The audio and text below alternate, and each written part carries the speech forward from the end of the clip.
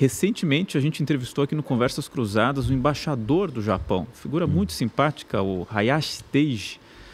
E aí a gente fez as relações que tem entre Porto Alegre e Tóquio com enchente. Tóquio enfrenta muito problema também de alagamentos, enchentes. Tufões grandes. E ele nos lembrou aqui de uma obra fantástica feita em Tóquio, de infraestrutura, ali, ó, tá na imagem, que é uma espécie de um reservatório, uma cisterna gigante, que é para onde a água escoa lá na cidade de Tóquio. É uma construção impressionante, são 22 metros de profundidade, faz parte do canal subterrâneo de escoamento da área metropolitana, são mais de 6 quilômetros de túneis e câmeras cilíndricas imponentes que protegem o norte de Tóquio de inundações.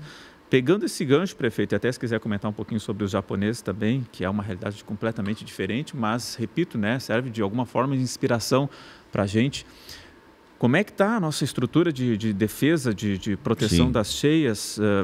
A gente tem tem 3 eixos principais, né, que é comportas, diques, casas de bomba. A gente fala muito disso aí desde a enchente do ano passado.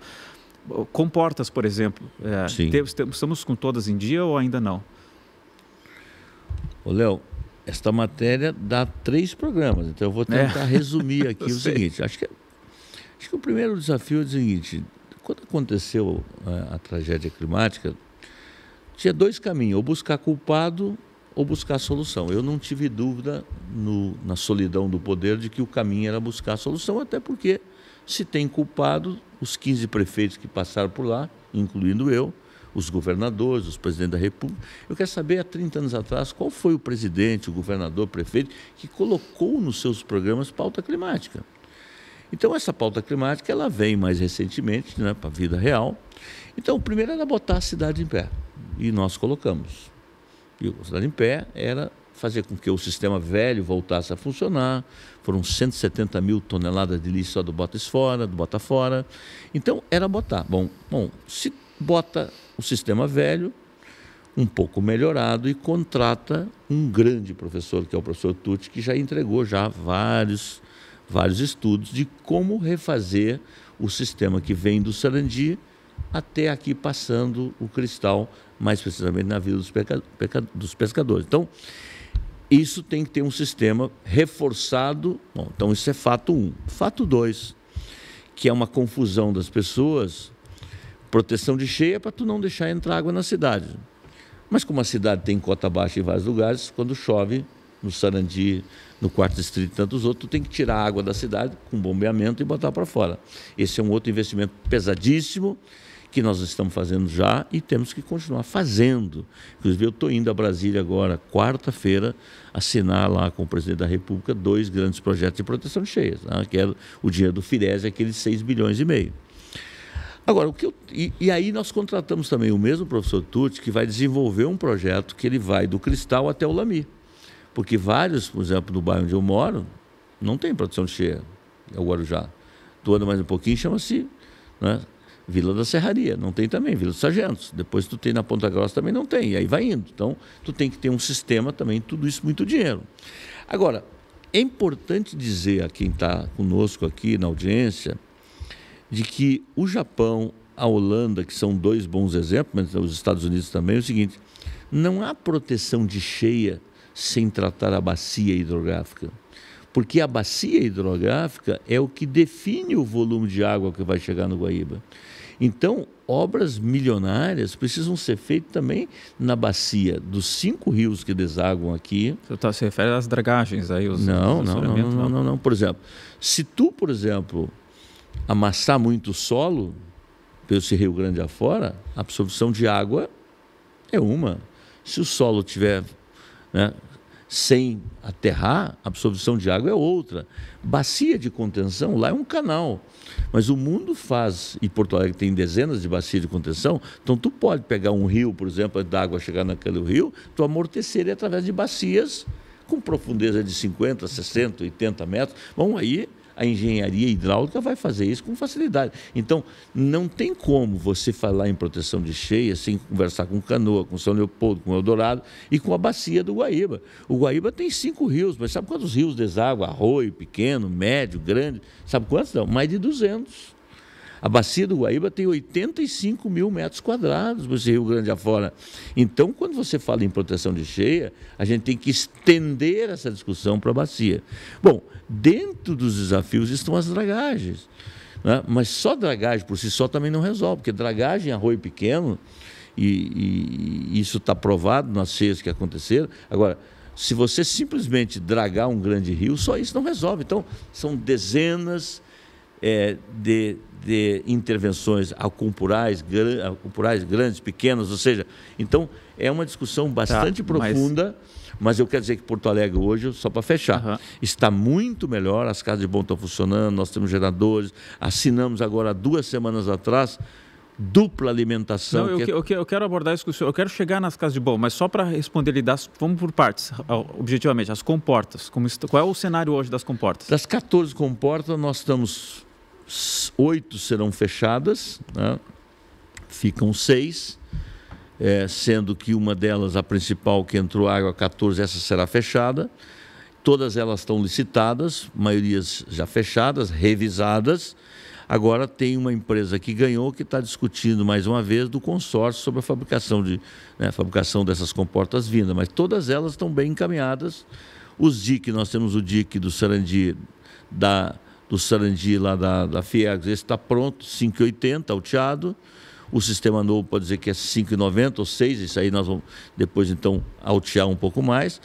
O DIC do Sarandi, a segunda etapa está sendo finalizada, mas nós temos ali o DIC da Vila DIC, que é um grande DIC. Sim. E a discussão que nós estamos apresentando para o governo do Estado e para o governo federal seria alterar o projeto original do DIC do Sarandi e do DIC da Vila DIC e fazer uma grande comporta ali na Fruei, que é um sistema que custa 200 milhões a menos e que é mais eficiente. Então, isso está em estudo final e estamos tentando convencer.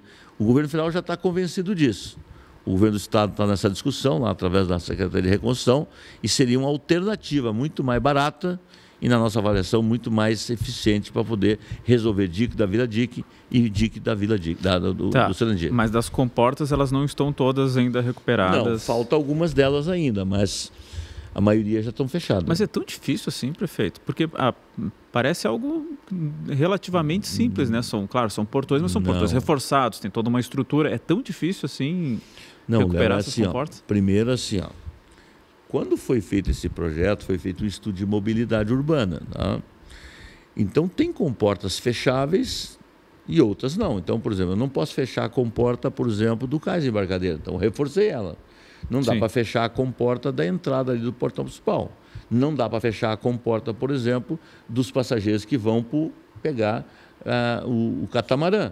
Então, tem comportas que podem ser fechadas e outras não. Aquelas que puderam ser fechadas, a maioria delas já foram fechadas. Já fechei 3 no centro, estamos fechando mais 3 lá na região ali Fechar quer dizer terminar de construir o muro ali no lugar. São concretos reforçado. de 10 metros para dentro. Sim. Então, assim, e até aquelas que não podem fechar. Por exemplo, eu sofri uma pressão muito grande para não fechar o portão 14. Que é o central, aquele ali do onde houve o grande vazamento de água. Tá? Bom, aí, no quarto distrito. Aí o que acontece? Eu pedi o estudo para o professor e tomei a decisão que a ciência mandou tomar. Então, eu tomei uma decisão lastreada num laudo do professor Tucci. Então, desagradou os clubes de remo, desagradou. Então, eu vou ter que construir um viaduto ali por cima, né? E volta para o portão 14. Aqueles que estavam entrando no portão 14 vão para o portão 12. Isso tem uma alteração na voluntária da pátria, vai envolver obras pesadas na voluntário. Então, tudo isso está dentro dessa governança. Então, a questão das comportas está bem encaminhada. Dos DIC antigos estão encaminhados, com exceção desse que eu te falei para ti, a terceira fase do Sarandi e o DIC da Vila DIC. Então, tem muitas obras em andamento, obras concluídas, obras em andamento e obras que vão demorar um pouco mais. Porque também um país rico, um país que passou, especialmente a último tufão deles forte foi em 1950. Olha, eu viajei lá junto com o governador, com as nossas equipes, por toda a Holanda. E eles mostraram tintim por tintim, que teve obras que não saiu da noite para o dia e, aliás, reconheceram que obras que deveriam ter sido feitas só aconteceram depois que aconteceu a tragédia. Então, eu penso que a crise é uma janela de oportunidades, mas se não tiver um casamento perfeito entre prefeituras, e aí envolve não só a Prefeitura de Porto Alegre, o governo do Estado e o governo da União, um vai ficar acusando o outro. Eu não faço esse tipo de coisa. Eu estou fazendo a minha parte, mas eu quero deixar bem claro para a população que não depende só de obra de Porto Alegre. O Arroio Feijó, por exemplo, ele tem uma interferência direta na Zona Norte. Aquela é uma obra do governo federal, que ele delegou para o governo estadual e que ela tem relação direta com as inundações, né, de proteção de enchente na Zona Norte. E ela tem que sair do papel, né? Tem que sair do papel. Claro, não é só obra, mas as obras são fundamentais, né, para pelo menos a gente fazer a nossa parte. O senhor falava sobre a Casa de Bombas, aí eu disse que eu queria conversar sobre isso também, porque na sua campanha, a reeleição, o professor falou muito de que faria o possível para que essas casas de bomba tivessem ou geradores próprios ou linha de transmissão específica para que a gente não passasse mais por aquele terror de ter uma casa de bomba sem funcionar por falta de energia. Nisso parece que houve avanço, prefeito.